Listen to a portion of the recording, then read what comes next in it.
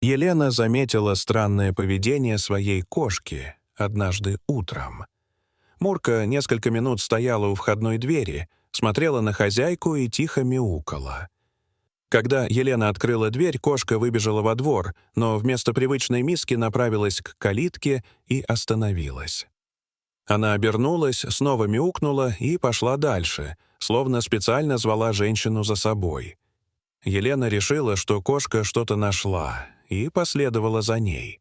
Мурка свернула задом, прошла через заросли высокой травы и направилась к старой канаве вдоль проселочной дороги.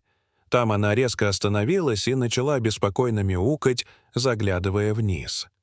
Елена подошла к краю и сначала ничего не увидела. Потом из глубины донесся едва слышный скулёж. На дне канавы лежал маленький щенок. Он был весь в грязи, дрожал от холода и почти не поднимал голову. Рядом валялся кусок старой веревки, а на шее у него остался след от ошейника. Судя по всему, кто-то специально оставил его здесь, надеясь, что животное никто не найдет.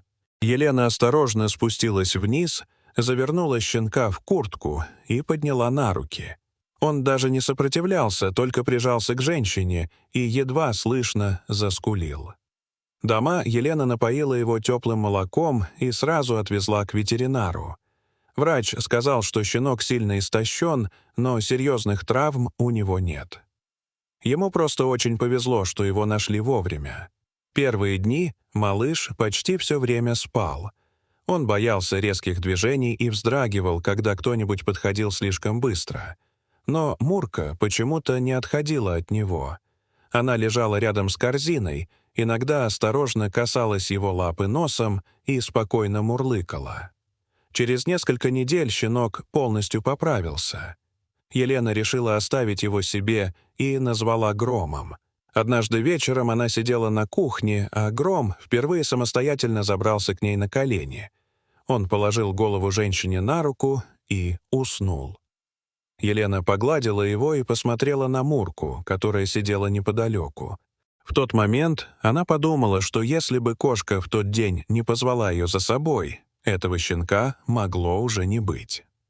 Но самое трогательное произошло утром. Гром вышел во двор, увидел Мурку и радостно побежал к ней. Кошка спокойно дождалась его, позволила щенку ткнуться мордочкой в ее бок и только потом пошла к миске. Елена улыбнулась. Люди оставили щенка одного в канаве, а кошка, которую никто не просил о помощи, решила, что он не должен остаться там один. Дорогие зрители, что вы думаете об этой истории?